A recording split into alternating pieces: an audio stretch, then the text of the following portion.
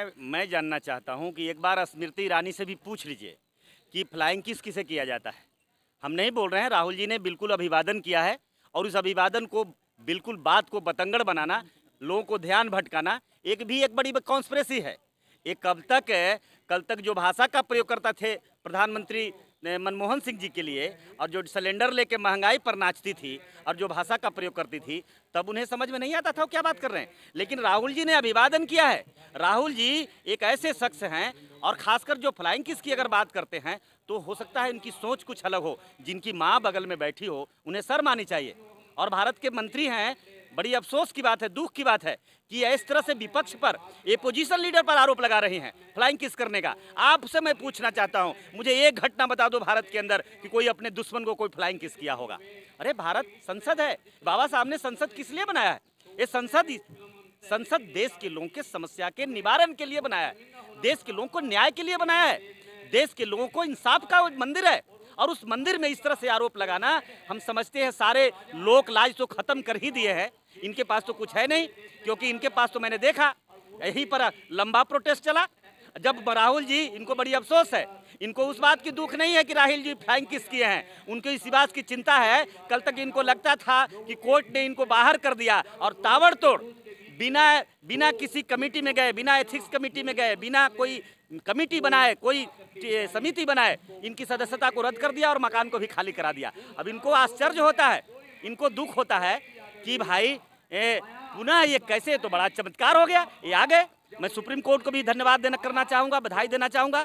और खास करके जो एक साजिश हुआ था कि बिना विपक्ष का, बिना अपोजिशन लीडर का सदन चले, लेकिन आज सदन में राहुल जी की जो उपस्थिति हुई है, जिससे देश का लोकतंत्र का और देश के लोकतंत्र का और खासकर संसद का गरिमा पर जो बढ़ा है, और जो शब्दों का प्रयोग किया है, जिस तरह से बिल्कुल मार्मिक तरीके से, बिल्कुल संतुलित और खासकर लोकतांत्रिक शब्दों के साथ जिस तरह से संसद में राहुल जी ने मणिपुर पर, नूह पर सरकार से सवाल किया है, सवाल सरकार से आंखें में आंखें डालकर बात किया है, जिसको जितना भी अगर तारीफ किया जाए तो वो कम है। हर जगह जो है सर SC/ST का जो है शोषण हो रहा है, कहीं भी देखो मारा जा रहा है, थाने में मारा जा रहा है, रोड पे मारा जा रहा है। तो आप मुझे बताओ, गुलाम कौन है? आपको क्या लगता है कि 1947 को जो आज़ादी मिली, क्या ये SC/ST का आज़ादी था? क्या ये OBC का आज़ादी है? क्या ये मुसलमानों का आज़ादी है? आपको पता होना चाहिए कि अंग्रेज के जाने के बाद में ये बिल्कुल 100% यहाँ सत्ता का एक जाति विशेष के लोगों का धर्मांतरण हो गया। आज भी आप बताइए, जब आप संविधान से देश चलाने की बात कहते हैं, 100 में 1 रोटी उनको देने की बात कहते हैं, तो उनको कलेजा फट जाता है। तो आपको लगता है कि जो देश में सरकार है वो आपकी सरकार है?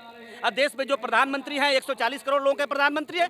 अगर देश में 140 करोड़ लोगों के प्रधानमंत्री होते तो नूह यहाँ से 20 किलोमीटर की दूरी है, क्या वो नूह नहीं जाते? यही यहाँ से बगल में, आप समझो, बगल में 3 महीना तक जलता रहा मणिपुर, 3 महीना तक रेप होता रहा, बलात्कार होता रहा, हत्या होता रहा, आगजनी होता रहा, लाशें बिछ गई, लाशें जानवर और भेड़ बकरियों को भी जैसा नहीं होता उससे भी खराब देखने को मिला। वहाँ के लोग आंखें बिछाए इंतजार करते रहे, प्रधानमंत्री जी सूद ले लो, आ जाओ मणिपुर देख लो, हमें बचा लो, हमें रक्षा कर लो, मुझे जिंदा मार रहे हैं लोग, घर से निकाल के हड्डियों को बलात्कार कर रहे हैं। लेकिन ऐसा आज नासूर बन गया। बड़ी अफसोस होता है कि 3 महीने के बाद भी आज तक भारत का प्रधानमंत्री न मणिपुर गए और न नहू गए। अब आप कहते हैं दलित और पिछड़ों को कौन है गुलाम? आज भी संविधान का देश होने के बाद भी देश को संविधान से बाहर है। आज भी वेद आधारित देश चल रहा है। देश के संसद में सेंगोल लाया गया, देश के संसद में प्राइवेटेशन बिल लाया गया, देश के संसद में आपको कॉलेजियम सिस्टम आज भी बरकरार है। देश के वे आज भी जो व्यवस्था है और प्रणाली है वो आज भी संविधान विरोधी सारे निर्णय हो रहे हैं। आप मुझे बताओ, इसका शिकार कौन होगा? दलित अगर नहीं होगा, पिछड़ा नहीं होगा, OBC नहीं होगा तो कौन होगा? बड़ी अफसोस की बात है, जो इस देश के लोग नहीं हैं, जो इस देश के मूल निवासी में नहीं, जिनका कोई इस देश की मिट्टी में कोई अंश नहीं है, वो देशभक्ति का सर्टिफिकेट बांट रहा है। और जिसका देश है वो बेचारा बन के बैठा है।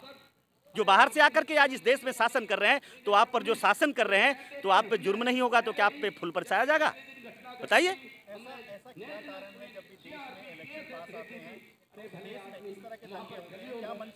भारतीय जनता पार्टी के पास चुनाव जीतने का दूसरा और कोई रास्ता नहीं है। इन्हें नफरत फैलाकर, दंगा कराकर, झगड़ा कराकर, लोगों को बांटकर, जाति मजहब में बांटकर, मनुस्मृति किस लिए बनाया गया था? ये 42,000 42,500 जातियों में क्यों बांटा था?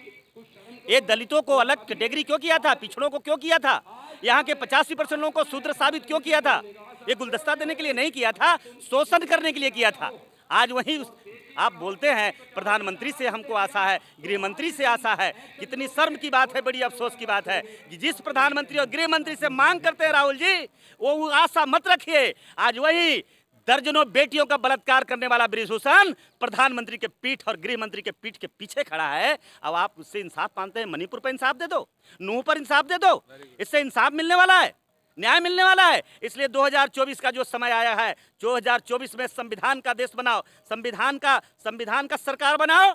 और मैं कह रहा हूं कि ज़्यादा गफलत में मत जियो। बड़ी देर हो गई है, बड़ी देर हो गई आपके आते आते। इसलिए हम कहना चाहते हैं, अब रहनुमाई की कसम नहीं खाइए। आपकी जुमला और आपका सारा चाल और चरित्र सब हम देख चुके हैं। इसलिए मैं कहना चाहता हूं आप लोग के चैनल के माध्यम से, देश की जनता, आपको पास भारतीय जनता पार्टी 5 किलो चावल और गेहूं का जुमला लेके आने वाला है। आपके पास 2,000 रुपया जमीन पर देने की जुमला लेकर आने वाला है। आपके पास वोट खरीदने के लिए 200, 500, 400 रुपया लेके आने वाला है। इससे बचना, अगर इससे नहीं बचोगे, अगर 24 में सरकार को, निकम्मी सरकार को, जातिवादी सरकार को अगर नहीं बदला, तो संसद भी नहीं बचेगा, लोकतंत्र भी नहीं बचेगा और तुम्हारा संविधान भी नहीं बचने वाला है। 2024 में क्या नया होने वाला है और कैसे होने वाला है? 2024 का मामला तो सामने आ गया।